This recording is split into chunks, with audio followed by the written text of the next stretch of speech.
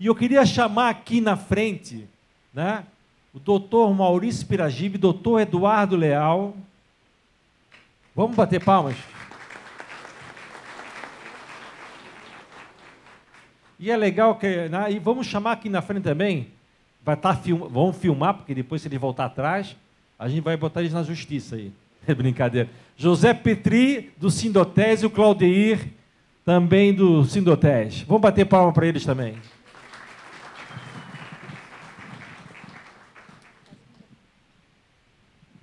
Eu não podia dizer assim de deixar registrado, né, porque quem era nosso presidente na época era o Nelson do Ibérico, né, que foi lá e disse: é importante a gente se unir lá com o sindicato laboral, por causa da convenção, questão de salário, essas coisas. A gente, às vezes, o dono do restaurante trabalha, acorda muito cedo, é o último a dormir, não tem tempo para nada, e não tem tempo para poder, de repente, receber uma surpresinha, né?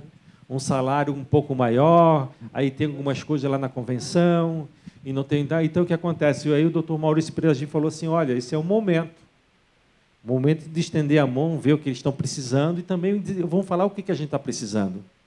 E aí o Petri, que tem uma cabeça muito boa, é um presidente aí que já quer montar um restaurante, quer passar para o nosso lado aqui, né? Tem o Claudeir, que agora também virou fornecedor. Tá? Eu comprei 4 bandejas de ovos. Mas, na verdade, está vendendo para o McDonald's, está vendendo para todo mundo. Ele tem uma granja, né? É ovos caipira, né? Pô, que bom ter os teus ovos. Eu peguei, paguei, né? Direitinho. Mas os ovos, muito bons ovos. E aí a gente teve agora com o presidente Luiz Fernando, que eu chamo aqui na frente também, Luiz Fernando, que foi lá como presidente dizer assim para ele: vem cá, presidente. Eu estou preocupado, a gente está pagando tanta coisa. E esse ano não está tão difícil, as pessoas estão gastando menos, o poder de compra caiu, vai aumentar ainda mais, não dá para aumentar mais, está difícil. A gente já está dando lá o Sindiclube, já está, não, como é que a gente vai fazer? Aí o Petri: você chora, hein, Luciano? Mas a verdade não é chorar, a verdade a realidade. Então, e daqui a pouco a gente vai filmar quanto vai ficar realmente para o associado da Brasel, né, o piso no acordo coletivo, né? E é bem possível também que na convenção, né, a gente tenha também um valor legal, né? Porque quem me ligou foi o presidente do CEA, disse: esse acordo está me atrapalhando, esse acordo está atrapalhando. Tudo que está no acordo coletivo tem que botar na convenção, mas não dá. Eu entendo ele, não dá para botar. O acordo coletivo é uma coisa particular da questão da empresa, né, com o próprio sindicato, porque o próprio acordo que a gente tem escrito, chega na hora de conversar, Claudeir, né, tem os ajustes, não tem? Então, o acordo é diferente, não dá para botar na convenção. Então, assim, o que a gente pede, que o reajuste da convenção, né, fica no mesmo nível do reajuste do acordo coletivo. Eu sei que não vai ser fácil, porque eles pedem uma coisa ou outra, mas a ideia é porque a gente não quer inflacionar mais e penalizar os bares e restaurantes. Então, eu vou passar aqui a palavra para o Piragibe, o doutor Eduardo Leal também tem uma pauta importante, e aí depois a gente vai finalizar, porque ele vai dizer para nós aqui, José Petri e Claudeir, como é que vai ficar o nosso reajuste. Bacana? Ele olhou com o canto do olho aí. Quero só fazer um comentário aqui com o Claudeir e com o Petri, né? O nosso relacionamento com o sindicato laboral é exemplo no Brasil, tá? O Claudeir sempre diz: olha, no Brasil inteiro não existe isso que existe hoje aqui em Curitiba com a Brasel, tá? Quando a gente senta para fazer o acordo coletivo, porque a gente senta para definir as situações, mas sem aquela visão de guerra, né? E isso segundo o Claudeir mesmo diz, a nível do Brasil é inédito. A gente não vai para brigar, a gente vai para equilibrar e conseguir uma relação e um acordo que seja benefício para ambos os lados. Essa é a diferença aqui na nossa cidade. Pessoal, bom dia. Precisaríamos de uma pauta de 1 hora para poder falar do nosso tema aqui sobre gravidez, sobre a nova NR1, sobre outros assuntos, mas o Luciano deu 5 minutos. Mentira, porque como o Daniel ofereceu almoço, deu R$50, não deu? Cadê o Daniel? A gente tem até dinheiro para almoçar, mas tem que falar tudo aqui. A gente veio aqui para te ouvir. Não vem de falar 5 minutos. Só agradecer o convite e informar também que o nosso escritório, parceria com a Brasel, esse ano completa 20 anos de Abrazel. Então, eu digo que nós estamos dentro de uma cozinha já faz um longo período, sempre tentando auxiliar e buscar aí apoio dos restaurantes e nosso para com os restaurantes. Iniciando em relação à tratativa com o sindicato, nós tivemos uma reunião semana passada em relação à convenção coletiva, que agora nossa database é maio, né? E várias situações nós adequamos e estamos melhorando no acordo coletivo. O acordo coletivo é aquele feito entre a empresa e o sindicato.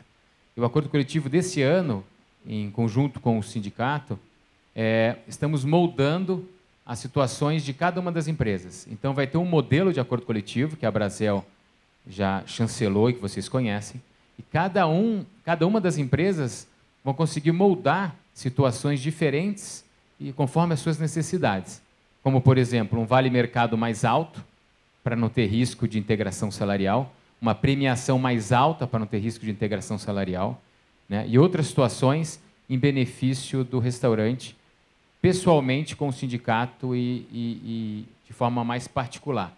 Então, esse ano, o acordo coletivo ele vai ser moldado conforme a necessidade de cada estabelecimento. Claro, além do padrão que nós já temos, né?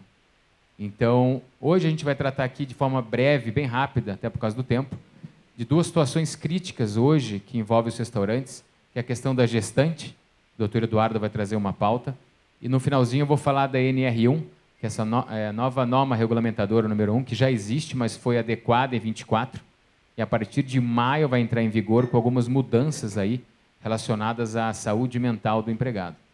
O doutor Eduardo vai iniciar com um breve relato sobre a gestante. Vou tratar mais um assunto sobre a gestante e depois entramos na NR1. Tentaremos ser breve. Só um pouquinho, Cláudio vai falar. Bom dia a todos. Então, só para deixar vocês à vontade aqui, com relação aos acordos, então, a gente está para definir só a questão do reajuste em si, né? O Luciano já fez a negociação aqui. E nós não fechamos o índice ainda, porque saiu agora o de março, né? O INPC de março ele só saiu agora, dia 11 de abril. Então, nós temos que aguardar 11 de maio, é que vai sair o índice de abril. Então, só aí que nós temos, mas pela negociação que nós fizemos, deve ficar na questão do INPC mesmo, tá? O reajuste em si. E com relação às cláusulas, né, doutor Maurício, que a gente conversou, porque o doutor Maurício levou alguns pontos para alterar naquela minuta que a gente tem como base, mas nós chegamos à conclusão que melhor é deixar que esses pontos sejam definidos por cada empresa, né, porque não adianta a gente colocar tudo numa minuta só, você acaba engessando o acordo coletivo. Então, lá no sindicato, todos têm as portas abertas para negociar individualmente as cláusulas ali. A gente já tem feito isso, né? Todos esses anos a gente tem dá essa liberdade para a empresa para negociar com a gente os pontos específicos, então a gente continua fazendo esse trabalho, tá? E esperamos aumentar o número de acordos coletivos que a gente tem, né? Esse ano a gente está com mais de 500, esperamos chegar a pelo menos uns 700 acordos aí esse ano, e trabalhando sempre em parceria com vocês. Pessoal, aproveitando o sindicato aqui, eu vou tratar da NR1 no final, que é sobre os riscos psicossociais e psicológicos dos empregados no ambiente de trabalho. E o sindicato, para quem é filiado, vai ter direito a utilizar o psicólogo que eles têm lá, que seria uma situação que a NR exige, a contratação de um psicólogo para tratar com os empregados, para receber e-mails e palestras mensais ou cada 45 dias para tratar da saúde mental. Então, o sindicato tem uma psicóloga gratuita para quem é filiado. Foi o que trouxeram na reunião para a gente. Isso já economiza um contrato de prestação de serviço que teria que ter com esse profissional. E agora a PNR1 vai ser obrigatória a partir de maio, tá bom? O Eduardo vai iniciar aqui e a gente já conclui o mais breve possível. Obrigado. Bom dia a todos. Agradeço a paciência. Para quem não me conhece, meu nome é Eduardo. Quem está no grupo da Brasel, aquele Eduardo que volta e meia responde, manda áudio, sou eu. Então, eu existo, não sou uma inteligência artificial, eu existo em carne e osso. Vamos lá. Por que a gente pensou nesse tema da gestante? Primeiro, recentemente, final de fevereiro, o TST, que é o Tribunal Superior do Trabalho, ele publicou, no dia 24 de fevereiro, para ser mais preciso, teses vinculantes, que são temas reiterados que eles julgam sempre da mesma forma, e não tem mais divergência dentro lá do Tribunal Superior do Trabalho sobre esses temas. Então, foram 21 temas que eles julgaram, que foram publicados, e um deles trata da gestante, e eu vou trazer para vocês. Então, esse foi o primeiro motivo para a gente trazer esse assunto. E o segundo é que eu percebemos que no grupo da Brasel ali vieram muitos questionamentos, muitas dúvidas com relação à gestante e o que decorre disso. Ruptura do contrato, contrato de experiência, contrato intermitente e assim por diante. Então, a gente decidiu fazer essa palestra, enfim, esse bate-papo rápido sobre esses temas. Primeiro, só lembrando, estabilidade provisória. 5 meses após o parto, está lá naquele Atos das Disposições Constitucionais Transitórias, ADCT, está lá, dizendo que são 5 meses após o parto, e na nossa convenção coletiva, 24 e 25, na cláusula 35ª, também fala de 60 dias após o término da licença maternidade, também há essa estabilidade. Então, são 2 estabilidades que nós temos aqui no nosso setor. Primeiro, 5 meses após o parto e depois 60 dias após o término da licença maternidade. Isso dá mais ou menos 14 meses de estabilidade, 14, 15 meses de estabilidade. Desde a gravidez, quando descobriu, e mais 5, 6 meses após o parto, dependendo aí das contas que forem feitas. Então, para vocês perceberem como há um impacto financeiro, um risco financeiro de uma dispensa de uma grávida, que ela tem essa estabilidade provisória, não pode ser dispensada. Se ela for dispensada, a empresa ou tem que recontratá-la, ou tem que pagar o que, no jargão jurídico, é uma indenização substitutiva, substituindo essa reintegração, de 14 meses. Então, se você pensar em 14 meses de salários, 13º, férias, fundo de garantia, a gente está falando um salário aí de R$2.000, uma conta que chega próximo ou passa de R$30.000. Então, por isso que é muito importante a gente tratar desse assunto. Vamos lá. Primeiro, pedido de demissão. A empregada pede demissão. Ela tem direito à reintegração, já que ela pediu demissão, ela está querendo sair da empresa, ela tem esse direito a ser reintegrada ou ser indenizada? Primeira pergunta é essa. E se o empregador, o patrão, vocês nem tinham conhecimento de que ela estava grávida, e o pior ainda, a hipótese, nem mesmo ela tinha conhecimento quando ela pediu demissão, tem direito à estabilidade? E se no meio do caminho ela consegue um novo emprego? Para vocês são dúvidas talvez corriqueiras, que vocês nunca viram, mas para a gente sempre acontecem essas dúvidas. Muitos clientes nossos têm essas dúvidas. Não só tem essas dúvidas, porque acontecem efetivamente essas situações. Então, nós vamos responder cada uma dessas perguntas. Então, vamos lá. Pedido de demissão. Aquele tema que eu comentei para vocês lá em fevereiro, agora, um dos temas é esse tema 55. Diz lá, a validade do pedido de demissão da empregada só tem validade se ela estiver condicionada à assistência do sindicato. Então, é o seguinte, se ela pedir demissão, mesmo assim ela tem direito à estabilidade, ela tem direito a ser reintegrada. Se não for reintegrada, ela tem direito a que a empresa pague essa indenização substitutiva para ela. Qual que é a única hipótese disso não acontecer, de você não ter que pagar? Se quando ela pediu demissão, esse pedido de demissão dela ou a rescisão dela foi homologada no sindicato. Isso aqui é de fevereiro de 25. Está ali, ó. Não aparece, mas enfim, está lá fevereiro de 25, tá certo? Sem choro nem vela. Ela pediu demissão, não passou pelo sindicato, vai ser reintegrada. Se ela entrar com processo, ela pode pedir a reintegração dela, ou então a empresa vai ser condenada no pagamento dessas verbas indenizatórias. Importante, patrão, vocês nem tinham conhecimento, não faz diferença, é irrelevante. Porque o que a lei quer proteger é o nascituro, é o bebê que está por vir, não é o emprego dela, não é a própria trabalhadora. A ideia é que se proteja esse bebê que vai nascer e que tenha lá no futuro condições mínimas de ter algum amparo econômico, tá certo? Ela mesma não tinha conhecimento quando ela pediu demissão. Mesmo assim, tem direito? Sim, sim, tem direito. Por que tem que passar no sindicato? Se nem mesmo ela sabia, como é que o sindicato vai homologar essa renúncia dela à estabilidade, se nem mesmo ela tinha esse conhecimento? A ideia aqui de passar no sindicato não é nem tanto a questão dela estar ciente dessa renúncia da estabilidade. O mais importante, e por isso que foi colocado isso, é que no momento do pedido de demissão dela, ela não tenha nenhum tipo de vício de consentimento, mais um jargão jurídico, né? Ela não foi obrigada, que ninguém pressionou. Ela sabia que estava pedindo demissão, ela tinha consciência disso e, portanto, se passar no sindicato, o sindicato vai explicar para ela, ó, você está pedindo demissão. Está entendendo? Tem alguma dúvida? Não. Então está tudo certo. Então, assim, dessa palestra toda que a gente está falando aqui, o que você tem que levar para casa hoje é a seguinte orientação. A sua empregada, independentemente de você saber se ela está grávida ou não, a sua empregada pediu demissão, faça a homologação dessa rescisão lá no sindicato. A sua empregada pediu demissão, faça a rescisão dela lá no sindicato.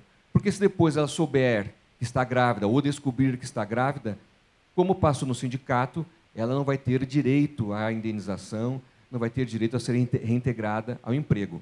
Tá certo? Então, essa é a dica de ouro de hoje.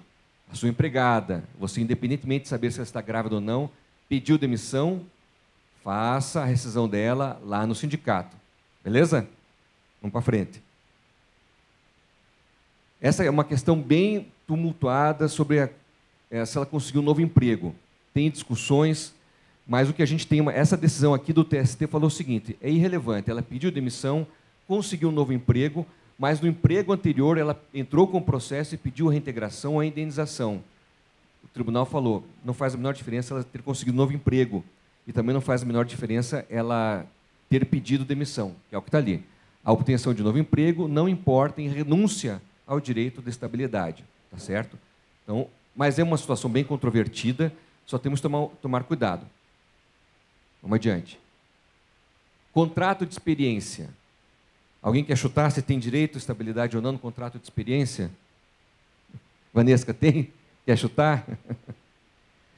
O empregador, mesma situação, o empregador não tinha conhecimento, ela também não tinha conhecimento quando encerrou o contrato de experiência. E tem uma outra situação interessante, o pessoal fala, não, mas quando eu contratei ela já estava grávida, eu nem sabia, né? Antes mesmo de eu contratar ela já estava grávida. Essas situações fazem diferença, o empregador ter conhecimento, ela ter conhecimento, lá no término da experiência, contrato de 30, 45, 60, 60 mais 30, no final 90 dias, tem direito a essa estabilidade ou não tem? Vamos à resposta. Súmula 244 do TST. O desconhecimento não afasta o direito à estabilidade, é o item 1. O item 3 fala lá claramente, mediante contrato por tempo determinado. O contrato de experiência é um contrato por prazo determinado. Então, sim, ela tem direito à estabilidade mesmo no contrato de experiência. Então, encerrou teu contrato de experiência, 90 dias, vai fazer o término, tem aquele buchuchu, né? A gente sabe, né? O rádio peão. Parece que ela está grávida, e agora? Faz a dispensa ou não faz? Risco, tá? Risco enorme. Se ela estiver grávida no término do contrato de experiência, ela vai ter direito à estabilidade. Eu trouxe esse tema aqui do STF porque em um determinado momento, uns 2 anos atrás, 1 ano atrás, por conta dessa decisão do STF, dentro do TST, um ou outro ministro do TST entendeu que a experiência não dava direito à estabilidade. E tivemos algumas decisões lá no TST nesse sentido. E nosso escritório, atualizado, a gente conseguiu verificar essa decisão, e com base nessa decisão do TST, conseguimos algumas vitórias aqui no Tribunal do Paraná. afastando o direito de estabilidade mesmo no contrato de experiência. Mas hoje em dia a questão já está pacificada. O contrato de experiência vai ter direito à estabilidade, sim. Eduardo, só um ponto aqui, que é importante a gente comentar. O nosso escritório, tanto no primeiro tema, que é a falta de homologação sindical no pedido de demissão, como o término do contrato de experiência da gestante, nos dois tópicos, nosso escritório obteve êxito em diversas decisões, algumas decisões. Então, eu ministrei uma palestra mês passado em Ponta Grossa, e a força das decisões no Paraná em relação aos processos que nós tivemos, ela pediu demissão sem assistência sindical, e o juiz considerou válido, né? E o contrato de experiência também nós temos decisões que acabou a experiência, rompemos sabendo da gravidez, mesmo sabendo da gravidez, e não ganhou a estabilidade. Então, aqui o ponto é, o Tribunal do Paraná e as decisões, algumas são favoráveis a esses temas que eu comentei, mas como o doutor Eduardo trouxe, o Tribunal Superior, né, do Trabalho e as súmulas que existem vão contra um pouco essas decisões. Então, por segurança jurídica, no nosso escritório, o principal ponto é dar segurança aos nossos clientes, depende de cada caso, né? Então, um contrato de experiência com uma grávida que causa problemas, que não é mais o perfil do seu restaurante, que você não tem como ficar mais nem um dia com essa pessoa no contrato de experiência grávida, quer romper a experiência? Acaba no término do contrato de experiência, depois vamos brigar, se for o caso, até Brasília para tentar manter essa ausência da estabilidade. Mas, como o doutor Eduardo falou, é uma questão de uma briga longa, uma questão que envolve recursos, depósitos judiciais, até chegar na instância superior, para daí dar a chancela de que não teria estabilidade. Então, você tem que ter estômago, tem que ser uma situação tratada a cada caso, para daí ver qual medida jurídica e qual ação tomar no momento oportuno. Tá? Veja só, então, você trouxe alguns exemplos. Esse processo, por exemplo, é um processo público, não vou trazer o nome do cliente, logicamente, mas é de 2023, o processo. Ele foi ajuizado em 2023.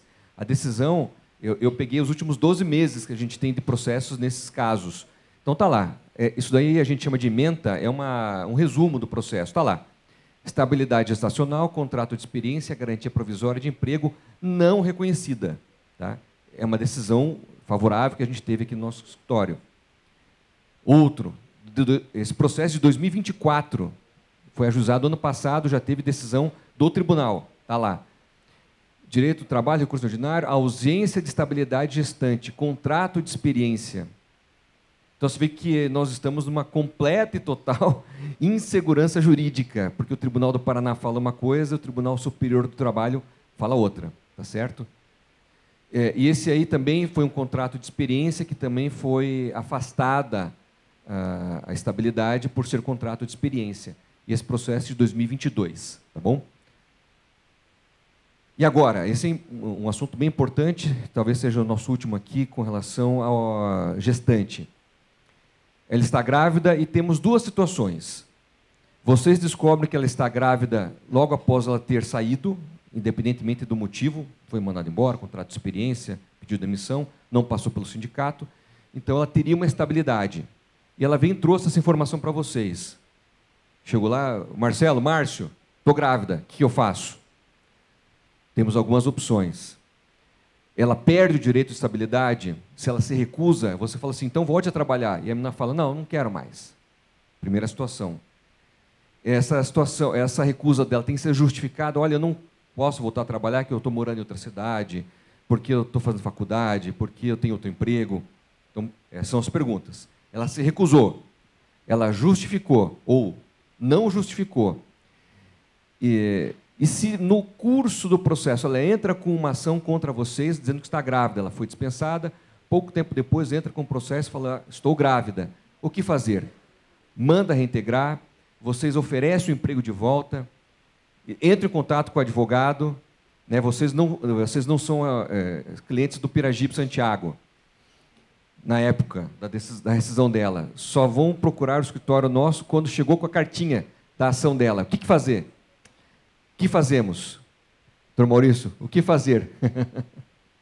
Nós tratamos esse assunto diversas vezes, né? Então, as empresas recebem um aviso da gravidez e daí falam o que fazer, né? A gente depende muito do tempo. A Justiça do Trabalho hoje está muito rápida. Quando chega uma ação trabalhista, a audiência já está para o mês seguinte. Antigamente era 7, 8 meses por uma primeira audiência. Hoje chega uma ação dessa de uma gestante pedindo a reintegração, a audiência já é mês seguinte. A estratégia do escritório é, nessa audiência, oferecer o emprego de volta. Até para não correr riscos. Oferecer o emprego de volta por causa da discussão da experiência, discussão do pedido de demissão sem assistência sindical. Como são várias vertentes que causam dúvidas e o prejuízo pode chegar a 30 até 50 mil reais, então o ideal é oferecer a reintegração. Normalmente, nessas audiências, ou por falta de preparo do advogado, ou por inesperar a atitude, oferecer a volta ao trabalho, muitas vezes tem a recusa. Não, não quero mais. Essa empresa eu não trabalho mais. Qual o motivo? Não, simplesmente eu não quero voltar. A juíza coloca isso na ata da audiência e a gente tenta segurar isso até o fim de que a estabilidade vai ser só até aquela data. Só a data que ela recusou o retorno. Então, se demorou 1 mês, 2 meses até a audiência, só aqueles 2 meses seria o nosso passivo, porque ela recusou o retorno. Como o doutor Eduardo falou, se ela teve um motivo para isso, gravidez de risco, ou o ambiente da empresa tinha assédio moral e sexual, impossível o retorno, dela tem uma justificativa. Aí talvez essa recusa não estanque a estabilidade dela. Então, se não tiver motivo, a ideia é que isso seja travado na audiência. Só que, como o doutor Eduardo falou, no Tribunal Superior tem decisões que dizem que essa recusa não trava a indenização da estabilidade. Eu trouxe ali alguns entendimentos do TST. Esse é um entendimento majoritário lá no Tribunal Superior do Trabalho. Ela se recusou, não faz diferença. Tá lá. Então, aqui são dois julgados aqui, recentes, e aqui eu trouxe mais um, fala do mesmo assunto. A recusa à oferta ao emprego não acaba, ou não quer dizer que ela está renunciando ao direito de estabilidade. Tá certo? É interessante que no nosso escritório tivemos uma decisão faz 1 mês que a juíza, pela recusa, ela perdeu o direito à estabilidade. Então, o Paraná parece que está um pouco em dissonância com as decisões do Tribunal Superior do Trabalho, né? Mas, como disse, quem balança o rabo é o cachorro, né? Não é o rabo que balança o cachorro. Então, muitas vezes, se essa decisão chegar até o Tribunal Superior, nós podemos ter um prejuízo. Mas a decisão do escritório, mês passado, ela perdeu o direito à estabilidade porque se recusou a retornar ao emprego sem uma justificativa. Está lá, né? A recusa à reintegração não afasta o direito à estabilidade da gestante, tampouco a indenização relativa ao período. Isso o Tribunal do TST. E aqui a gente trouxe alguns julgados no nosso escritório. Esse aqui, gestante de estabilidade provisória, recusa a reintegração, renúncia à estabilidade, indenização indevida. Isso é recente. E essa aqui foi tanto que 2024, esse que o doutor Moro está falando que foi do mês passado. Ausência de estabilidade gestante, inequívoco desinteresse da autora em manter a sua relação de trabalho vigente. Aí você me pergunta, o que fazemos? Tem que analisar caso a caso. Mesmo porque o recurso para chegar até Brasília, até o Tribunal Superior do Trabalho, não é um recurso simples, é um caminho tortuoso, tanto para a trabalhadora quanto para o empregador. Para a gente entrar com recurso e chegar até Brasília não é tão simples, da mesma forma ela. Então, essas decisões aqui do Tribunal do Paraná, TRT9, elas quase que são o final, porque ele vai ter que analisar, teria que ser analisado lá em Brasília, uma questão de fato. O que é essa recusa? Por que ela se recusou? E o Tribunal Superior do Trabalho não faz análise de fato, não vai analisar as provas que tem no processo. São teses, são questões jurídicas. Então, é muito difícil ela conseguir, enfim, chegar até Brasília para reverter essa decisão. Mas nós temos aqui, mais uma vez, uma divergência entre o TRT do Paraná e o TST. E uma coisa importante, né? Caso você saiba que ela estivesse grávida e ela não entra com a ação, deixa o tempo passar propositadamente, para quanto mais tempo demorar, mais tempo ela ter de indenização. Se souber disso e não tiver uma ação, o ideal é mandar um telegrama com cópia de conteúdo, falar, fiquei sabendo do seu estado gravídico, voltar ao trabalho imediatamente. Porque muitas vezes, por má fé, ela espera 5, 6, 7 meses e daí entra com uma ação depois para poder ter garantida já essa indenização. Então, se souber por redes sociais ou alguma outra situação que ela estiver grávida, e certamente ela sabe do direito dela, porque hoje os empregados sabem mais do direito do que os patrões, então talvez esse tempo de espera seja para te causar algum prejuízo. Então, fica atento para esses momentos, para chamar o trabalho, porque daí nós tentamos usar essa medida da recusa ao retorno para estancar a indenização. Lembrando que no nosso acordo coletivo há uma cláusula tratando da gestante. Lá diz que se ela não comunicar à empresa que ela estava grávida após o término do contrato de trabalho, independentemente do motivo do término, a modalidade da rescisão, e se ela não comunicar, ela pode ser condenada em litigância de má-fé. Não adianta a gente colocar no acordo coletivo ou na convenção coletiva que se passar um determinado prazo, após esgotado o período de estabilidade dela, só aí ela entrar com o processo e vai perder o direito. Isso a gente já fez pesquisa, o TST entende que essa cláusula é inválida. Então não adianta a gente querer colocar uma cláusula afastando, demorou um mês, demorou um ano, demorou 1 ano e meio. Depois do fim da estabilidade, aí só que ela entrou com o processo para afastar a estabilidade, não é possível colocar essa cláusula na convenção coletiva nem no acordo coletivo, tá certo? Antes que alguém já grampeie ali o Claudeir, já estou avisando que não dá para colocar isso. Contrato intermitente é a mesma situação, tem estabilidade igual. A recomendação que a gente faz é que, no período da gestação, continue convocando o mesmo tanto, uma mesma média. Tivemos, não no nosso escritório, mas eu fazendo pesquisa, a gente conseguiu verificar que, em um caso, o patrão não parou de chamar a intermitente e ela pediu uma rescisão direta e conseguiu. Então, continue convocando, continue trabalhando normalmente. Quando ela nasceu o filho, ela vai ter direito à licença maternidade da mesma forma e o salário maternidade também. Mas quem paga, nesse caso, é o INSS, tá certo? Taxa, a gente teve um caso esses dias aí no próprio grupo da Brasel, arriscadíssimo, né? Uma taxa PJ, ou seja, o nome que vocês queiram dar, grávida. É um risco, né? Um risco enorme. Taxa 1 vez, 2, 3 vezes na semana, todo sábado, todo domingo, toda sexta está lá. Não dá. É arriscadíssimo essa taxa, ficou grávida. De imediato, faça o registro, porque dali a alguns meses ela já vai entrar em licença maternidade, e não é vocês que vão pagar o salário dela, é o INSS, né? Então é melhor que faça a recontratação dela, ou que contrate ela com vínculo de emprego, porque pelo menos parte do impacto financeiro quem assume é o INSS. E o contrato temporário, só rapidamente, ele é diferente do contrato de experiência, e o contrato temporário precisa de uma outra empresa no meio do caminho ali, e esse é o único que não tem direito à estabilidade. Mas, esqueça o contrato temporário. Ninguém faz aqui do nosso setor. Nós fazemos sempre contrato de experiência. Tá certo? De minha parte era isso, agradeço a paciência, agradeço a oportunidade, e sempre que vocês tiverem alguma dúvida, estarei aí, eu e o Dr. Maurício, de prontidão, para responder lá no grupo da Brasel. Beleza?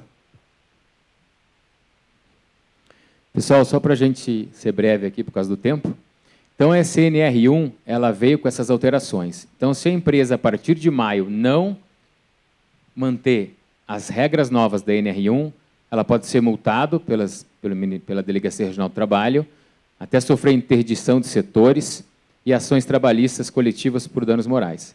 Então, a NR1 veio para poder obrigar a empresa a criar critérios, comitês, canal de denúncia sobre riscos psicossociais. Tá? O suicídio aumentou no ambiente de trabalho em 38% nos últimos 2 anos. Então, a causa do ambiente de trabalho, que é o dano moral organizacional, cria muitos problemas psicológicos. E, com isso, a NR1 foi aprimorada e agora, a partir de maio, tem algumas obrigações. Então, riscos: estresse ocupacional, assédio moral e sexual, sobrecarga de trabalho, falta de equilíbrio entre a vida profissional e pessoal e o clima organizacional hostil. Tá? O assédio moral e sexual é um assunto muito longo a ser tratado hoje, mas o assédio moral, como a gente sabe, tem que ser condutas reiteradas, né? Ou isolamento na empresa, ou cobranças excessivas, ou perseguição. E o assédio sexual pode ser apenas uma conduta ligada a caráter sexual, que também pode trazer transtornos psicológicos. Se o assédio sexual for reiterado, é pior ainda. Tá? Nós recebemos no escritório toda semana denúncias de assédio sexual e imoral no ambiente de trabalho. Muitas ações, a maioria das ações, eu acho que 90%, pedem assédio moral. Sexual é um pouco menos. Inclusive, assédio sexual, pessoas do mesmo sexo, ou até assédio sexual de mulheres sobre homens. Então, situações que não ocorriam no passado, que hoje é comum por causa dessa questão de gênero e diferenças. Tá? Então, cuidado na tratativa disso para com seus empregados. A NR1, então, ela veio para obrigar vocês a criarem um comitê de análise com relação a essas denúncias. Então, a NR1 ela veio para colocar na sua informação e no seu conhecimento o que acontece dentro da sua empresa. Muitas vezes você não sabe a relação interpessoal, você não sabe as atitudes dos seus prepostos, e isso pode estar causando um problema psicológico, um assédio ou algo assim, uma perseguição. Então, para isso, o NR1 veio e aconselhou a criar um comitê interno para poder monitorar esses riscos, tá? Implementar ferramentas de controle e auditoria interna, estabelecer parcerias com profissionais de saúde mental, com suporte contínuo. Foi o que nós conversamos aqui com o sindicato. O psicólogo hoje é obrigatório, a partir de maio, para tratar da NR1 riscos psicossociais. Então, depois tratar com o sindicato, ver essa parceria. Também a da AZ Talentos, acho que não sei se está aí ainda, parece que tem também um mecanismo, alguma coisa que auxilia essa questão do psicólogo e da implementação da NR1. Então, obrigatório, a partir de maio, tem que ter um comitê para tratar disso, algumas regras. Eu vou mandar depois, no grupo da Brasel, uma sequência de como fazer, criar esse comitê, as regras, ponto a ponto, eu vou mandar para vocês seguirem. E o principal aqui dessa situação da NR1 é o canal de denúncias. Porque sem o canal de denúncias, nunca vai chegar a informação, vai ser difícil ter conhecimento disso. E essas denúncias são anônimas, porque muita gente não se identifica, até por causa, se for ainda mais de caráter sexual, ou por medo de retaliação, não quer se identificar. Eu criei um passo a passo no Google Forms, que é um formulário no Google para denúncias anônimas. Então, cada empresa pode criar o seu Google Forms e passar para os funcionários uma cartilha sobre como fazer a denúncia, como proceder. Eu vou mandar tudo isso para vocês. Vocês entram no Google, acho que faz um cadastro, e daí lá no cadastro passa para os empregados qual é o link, qual é o